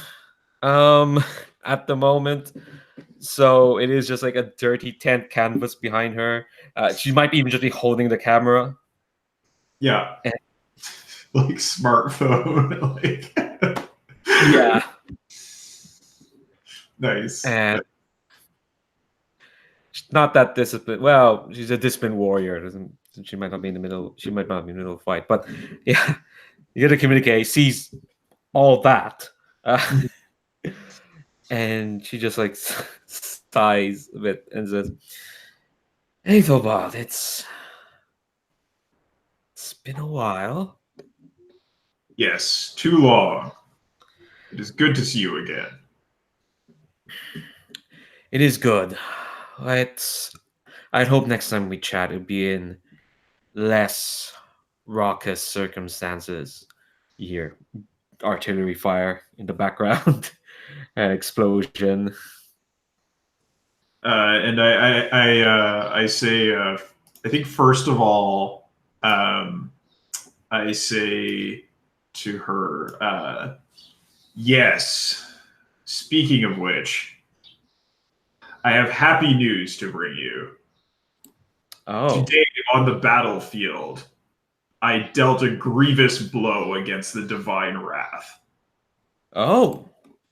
So you finally confronted those who killed your your friends. I should say they were more than just colleagues, especially in our line of work. Yes. I remember well the time we spent fighting against them together. Well, given your countenance at the moment, it seems the fight went very well. Indeed, I slew their leader in combat.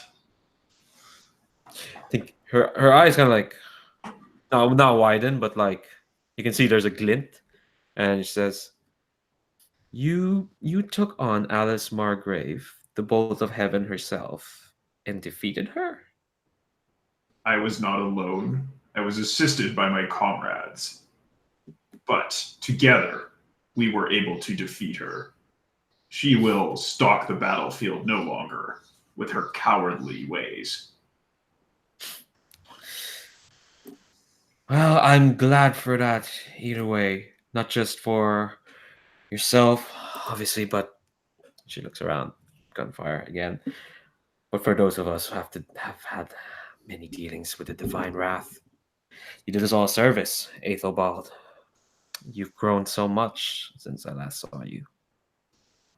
I am honored. But there is another matter I must speak to you about. Go ahead. I assume that we were not here to just talk about glories. No, no. Although I would relish the opportunity to speak of such things with you again over a drink or two. Someplace more civilized. Certainly. No, the matter that I was calling you about. On that same mission, we recovered a certain fugitive from the Ascendancy. A fugitive from the Ascendancy, say. Yes. That is passing strange. Those who are part of the Ascendancy believe wholeheartedly in their dogma, in their divine leader. So if you picked up a defector, I have a sense that she holds no great loyalty towards the Ascendancy's cause. In fact, she's quite a strange sort to be working with them. Somebody I might expect to see among the number of kingdom enterprises more so than them. kingdom. Self-interested, profit-seeking. Kingdom, you say? In fact, that is her name. What was her full name again? It was Ava. Yeah. AVA. Kingdom. This is where you make the roll then. See how well. All right. Actually, no. This is a consort, I assume. Oh, okay. Yeah. Totally. Yeah. It says roll up with appropriate action. 2d6, and I can spend a cash to increase it. Yes. Wait, is your consort 2d6? Yeah, I think so. Hang on. No, your command is 2d6. Oh, you're right. Okay, sorry. Yeah, consort is 1d6. So yes, I will spend my personal cash to do this. Okay. I'm just gonna mark that off. All right. And I'm rolling 2d6. Let's hope for something good. A 5. All right. Cool. So, not only you also increase trust with. I need to ask if this is with the Strike Wyverns or with the Lagrange League. I need to. It does say with a faction, so I think that counts as the Lagrange League. Yeah. Okay. So, all right. Nice. The Lagrange League likes y'all for some reason. You're a bunch of assholes. I think, yeah. The name Ava Kingdom strikes a chord. Hanlin, and she has this dark scowl and says, "Oh, we've had our dealings with Miss Ava Kingdom. Apparently, she's meant to be the heir apparent to Kingdom Enterprises, and that, of course, given that her family built that web of snakes constricting the galaxy at the moment. But apparently for Miss Ava Kingdom, such an inheritance was not enough for her. So she's been peddling her expertise throughout multiple factions in this war. We had an encounter with her with the Lagrange League. She offered to lend her wealth and her contacts in building a new space station here in the Iranian corridor. I had a tip off from some friends in the Enterprises that she would be merely replacing a well-produced asset within the Lagrange League's organization. So enough stink was raised that we managed to overturn that decision, but she has since moved on. From the sounds of it, she's moved on from the Lagrange League to the Ascendancy, and now from the Ascendancy to the Alliance. Now I know that. Don't let me disparage the Viridian Alliance too much, but I'd like to believe that there are enough people that are smart enough to know a merchant of snake oil when they see one, and Ava Kingdom is quite the merchant. Tell me, Aethelbad, what on earth has possessed the Alliance to consort with someone like her? I do not know, and that is an honest statement. But I intend to find out.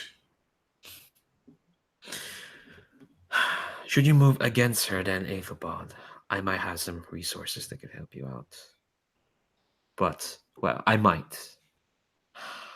It'll be up to you to convince them to help you out, for they might not be great friends of the Viridian Alliance. Understandable. What? Perhaps we can find a common cause and defeat her together. To unsheath swords side by side once more with you, Aethelbald, well,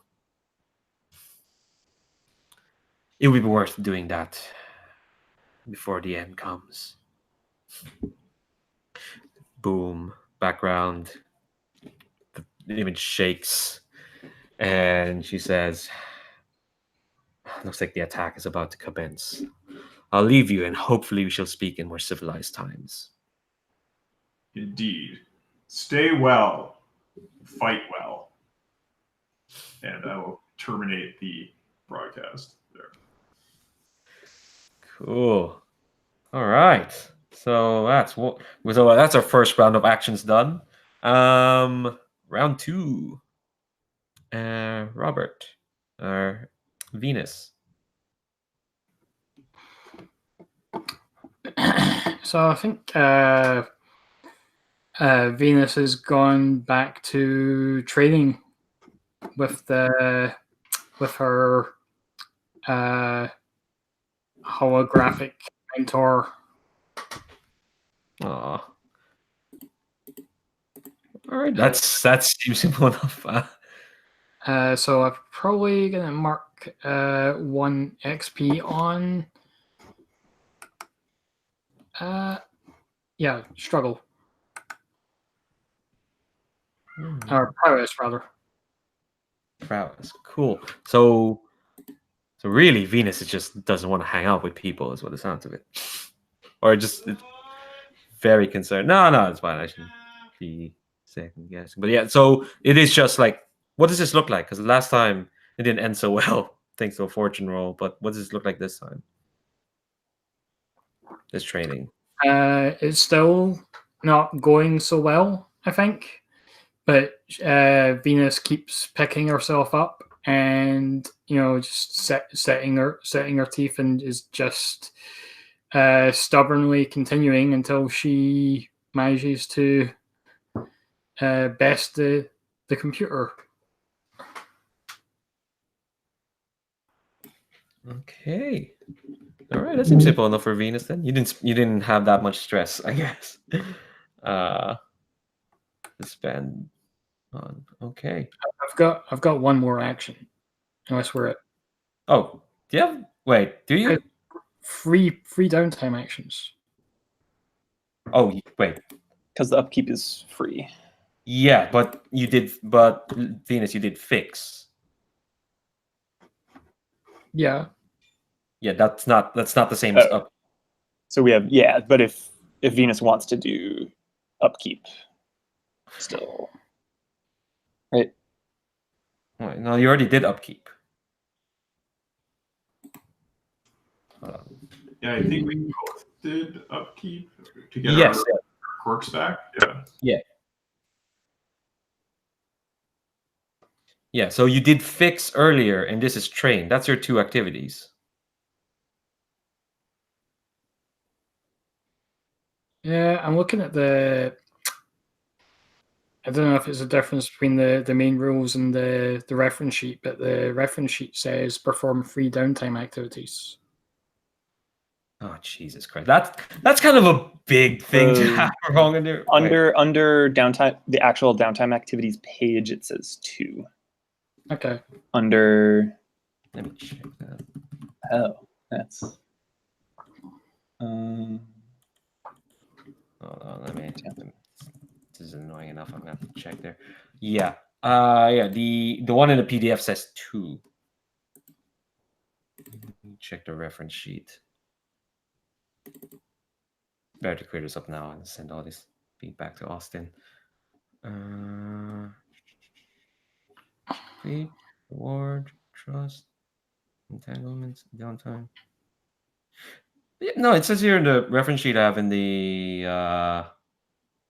VO.4 reference sheet. It says 2 downtime activities. This is VO.41. Or 1. Okay, hold on. Oh shit!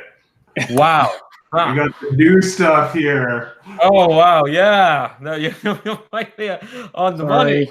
No, don't be sorry. That's me not checking if it's fucking updated. Well, we've also had multiple weeks since starting with version 0.4, so. Okay. This is gonna annoy me for the rest of the day, so I will just check that very, very quickly. Where the fuck is Beam Saber? There we go. I see. I am a 0.01 off. God damn it. That's my bad. That's my bad then. I think it's probably my bad for not using the sheets that were provided. No, that's like... Well, this is my bad for not updating them because this was updated 61 days ago, and I should have updated the ones I have in my computer. So the further back, this entire tangent is on me. Okay. Okay. Geez. Three downtime activities. I mean, I guess you'll need it because there's just so much. Yeah, it's we're already like we're already fundamentally underwater just of like being able to afford to do anything that repairs us or whatever. But okay, see 3. Yeah, I see it. Okay, I'm going to reread this PDF later tonight. See what else has changed. Okay, yeah. So you have one more downtime activity. You can do that later. Cool. So, Luce, what's your second downtime activity? my second will be recover. I want to get some downtime to try to lick my mental wounds, I think. So per the rules, this is getting treatment, which I guess I'm kind of trying to interpret a little loosely. Of the treatment here would be kind of like getting talked back up, or like reestablishing my connection to the team, to the squad in a way. Mm-hmm. I'm just checking something because it sounds like you might need to be able to talk to someone who can give you medical care. Yeah, I don't for exactly how the harm functions, but like I don't know if this needs to be like, oh, they're actually skilled in any of it, because there isn't really a stat or an action for it. It's just kind of someone helps. Well, the thing is, whoever's going to heal you will do the roll. Rolls. Yeah. So it's either a PC, but I don't know if either of our 2 PCs can heal people. Yeah, it says medic, veterinarian, auto doc, or someone else with a good amount of anatomical knowledge. I mean, I think I know how to cut people up, but I don't think I know how to cut people up in that way. So yeah. So if you don't have in that, you have to like acquire an asset, and you just got an extra downtime activity. You might want to use that. Yeah, I guess I could go for gain temporary acquire asset, gain temporary use of an asset. Yeah. And we can get different quality of asset based on the tier of the. Yeah, I like the image of me kind of trying to scrounge us something to help us. Like it's like some busted up auto doc, but maybe it literally is just like a stash of meds and stuff that we can use depending on the tier I get on this. Yeah. So depends. Yeah. So yeah. So yeah, you roll your squad. Oh, go on. Yeah, I think I'm just gonna roll straight squad's tier dice. You want to spend a cash to add another die? I don't think Or at you this can point raise the result.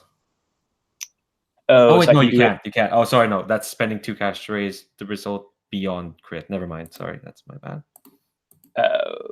Yeah. So it is just straight squad tier. So I'll just roll 1 and cross my fingers. That's 5.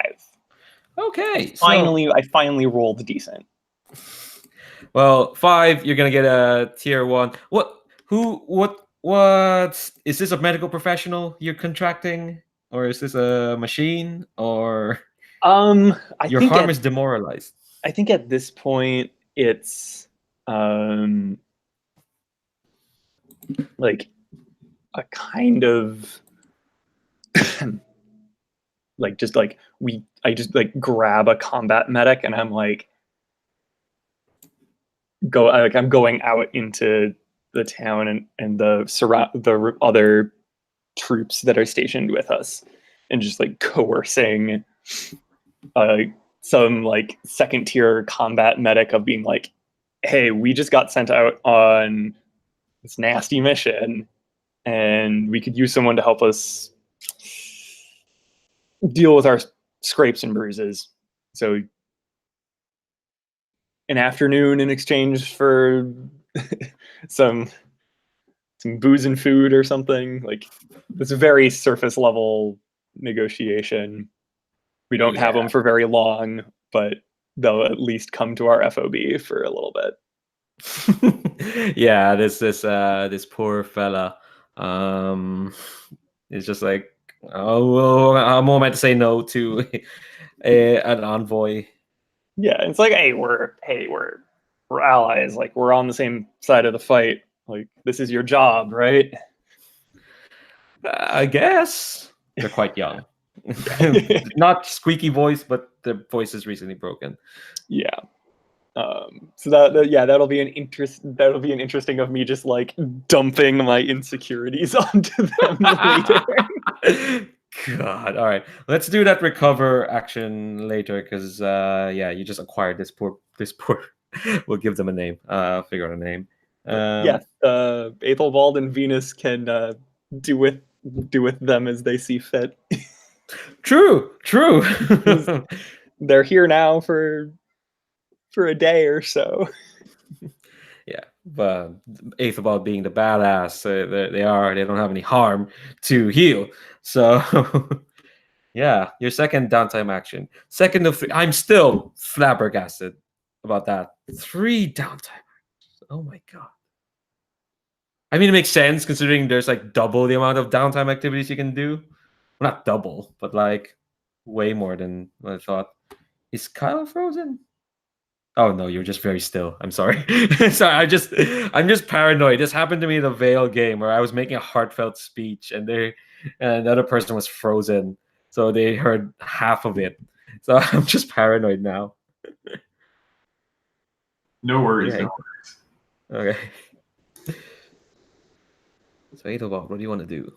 Yeah, let's see. I think my next one will be to cut loose. Fab. And I think I will try to rope Venus into cutting loose with me. I think I want to get Venus to join me and the other soldiers to play cards. Because I figure, Venus could she'd do well with the opportunity to spend some time with the troops, as opposed to just being this like lofty ace that people see from a distance, but don't really get to know. So I think that's kind of my plan. I think the soldiers are probably a bit more receptive to you, Aethelbad. Actually, no, I'll roll. See how that. Let's roll for them. After I told off those peasants. Yeah. Well, that's a 5. So yes, they're kind of they're getting there. I think they're definitely like, yeah. They still kind of call you sir. You're still a noble man, as you demonstrated to the civilians. But yeah, I think Oh god, it's your scene. So maybe this is like our scene together could be like as we're wrapping up the game or something like that. And I say, well played.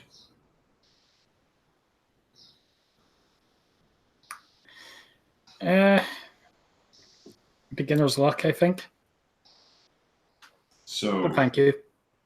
You did not play these games back at the academy? I didn't have much time to play games.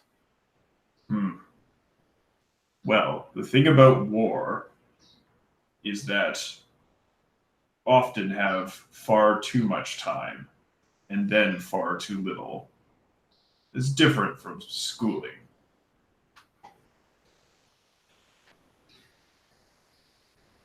So we must fill this time. Otherwise, we will be consumed by the terror of impending death.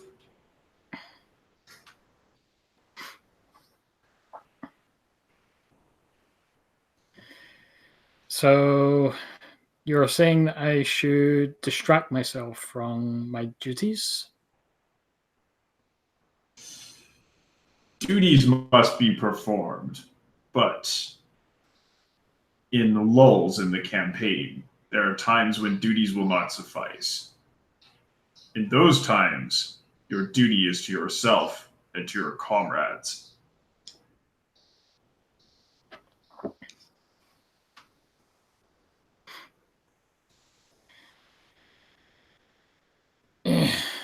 I see. I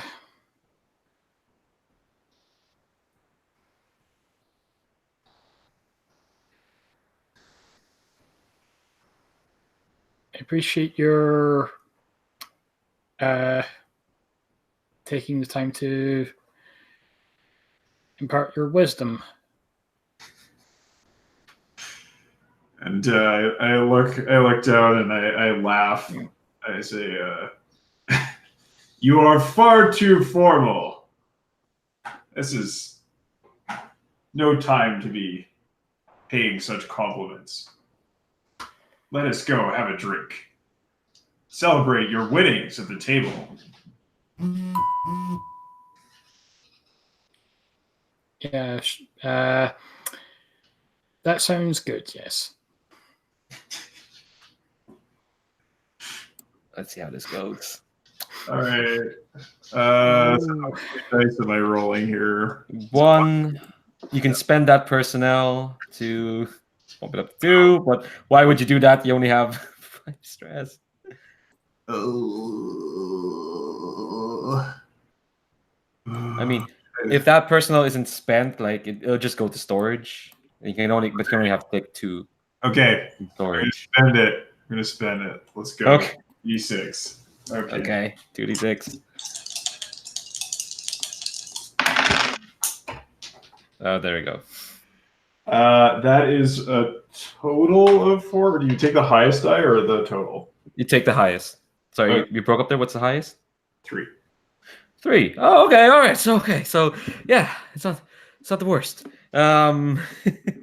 Yeah, could be worse. Could have been in the yellow alert zone. Yeah.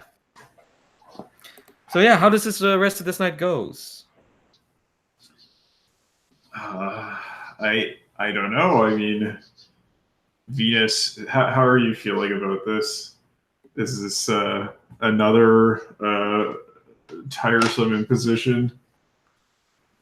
No, I appreciate the attempt to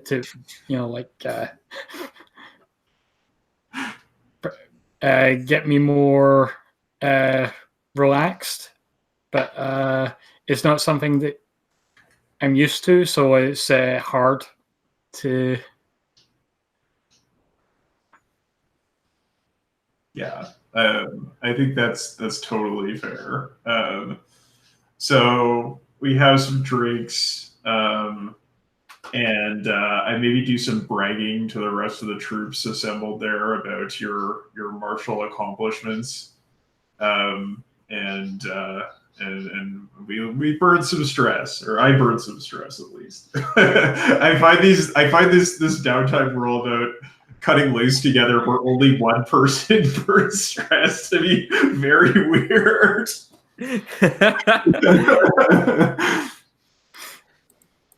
Sorry, Yeah, I'm gonna take my chance to cut loose next. Ooh, okay, cool. But before you do that, Aethelbad, add a tick to your connection clock with Venus, so you should be up to 2. Right. Okay, so I'm gonna do that. Add another belief. So it goes up to 2. Okay. Yeah, so you should have 1 at the start. There we go. And I can add another belief. I think I will say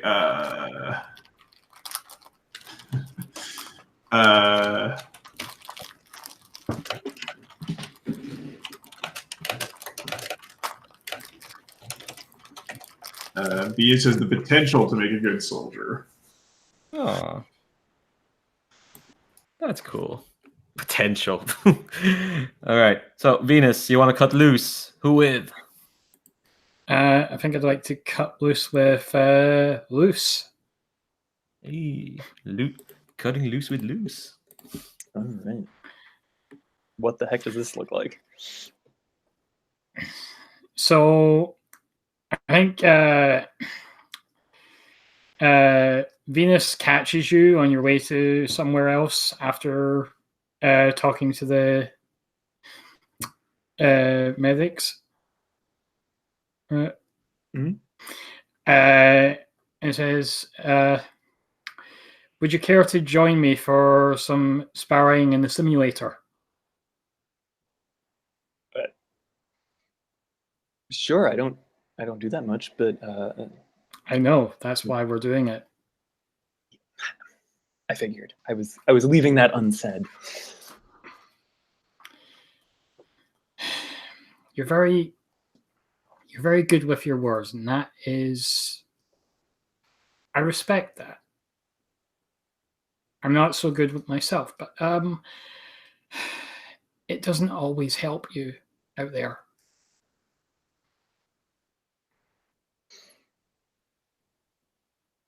I nod a bit. I'm like, yeah. And then I kind of gaze. I like focus my attention on you, and I'm like,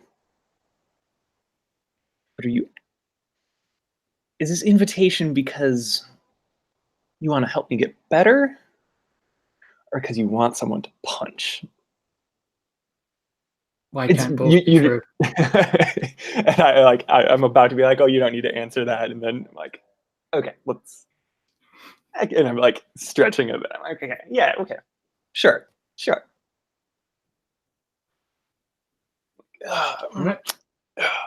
Stretch. I will warn you, I'm not going to go easy. I wouldn't expect it. Yeah, I think I probably mostly get my ass handed to me, but it's good. All right. Let's see this cut loose.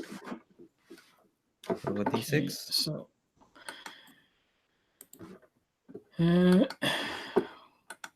roll. That's a 6. Here we go. Here we fucking go. All right. So you've overindulged.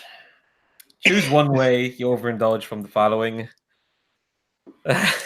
So there are, let's see, let's just count the ways. You can attract trouble, which case roll an additional entanglement, and I'll roll that because I want to roll something. Or you can brag, take -2 trust with your patron faction. You can go AWOL. I don't know how that would be in this scenario. Or you can be improper with the person you're having the scene with, you're cutting loose with, and you reset your relationship with the pilot that joined you to 0. I love that. If your relationship is already at 0, take the level 1 harm alone. Are we at 0 to start with? I think you should be at 1. 1. It's the number of beliefs. Yeah. Okay. I'm going to go with entanglement. Yay. So sorry, I just want to roll some dice. Can I roll this? I just want Sure. to roll this. Yeah. I just want to roll something. I'm sorry. That's fine. So that was three. You rolled 3d6 last time, Kyle, right, for entanglement. That's right. Yep. Yeah, that was civil unrest. Yeah, so I roll 3d6, and I'm taking from the that table. Factions at 0 plus. Okay, that's a 6. This will come into play next session. Brass holes. What a name. Yeah, exactly. So we're there's only 2 downtime activities that we'll scream through them. Let's just wrap up this scene. But yeah, this entanglement will hit you all in the ass next week. I'll just say right now. Great. Yeah. Basically, a bunch of dice is going to determine how you're going to handle your next mission, not you. I'm sorry. Oh. Yeah.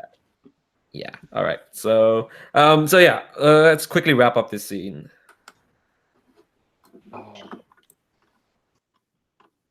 So how does this come about from us sparring? Look, we're sparring in a training facility is not going to go unnoticed.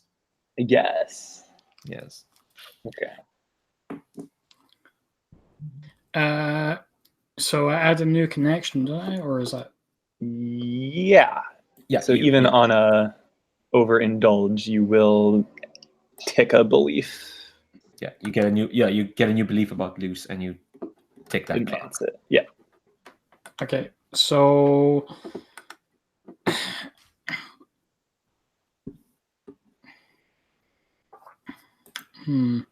think the new belief is I'll come back and think about it later. Okay. Let's do Aethelbad's last downtime activity. Well, I know Luce's last one is just going to be like a roll to see how recover works. But let's do Aethelbad's first, just in case. Okay.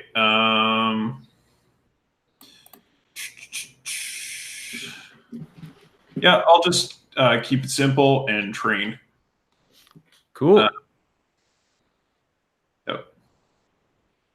All right. So I think I will put a point into. So let's see. I think I'll put a point into acuity. Nice. I see why Austin decided to add an extra downtime activity when there's so many XP trackers to fill. Yeah. There is a heck ton. God, I wish I could run this for a campaign. I can't believe we're finishing this up next week. Well. All right, so last downtime activity. Let's see how this poor medic of yours does. Luce. Roll a d6. Because their tier is 1. Same as yours.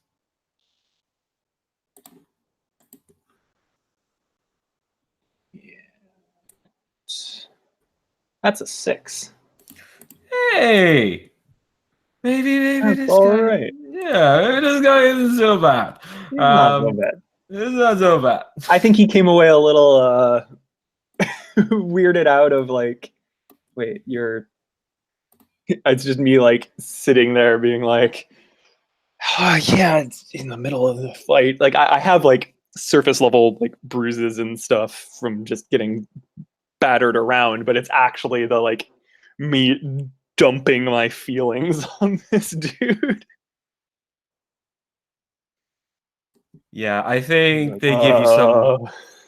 Yeah, they're a bit scared, but like they give you some actual practical advice of like, here's how to reduce some stress. Yeah. You should take more fluids, sort of thing. Poor guy. All right. I'm gonna stop this broadcast. Thanks very much, folks. Again, you've all been a delight as always. Check out everything on the links down below. There's a lot of links there for reasons.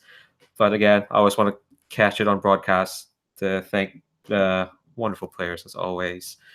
Y'all are ridiculous in the best way. Best way. All right, I'm going to stop this broadcast.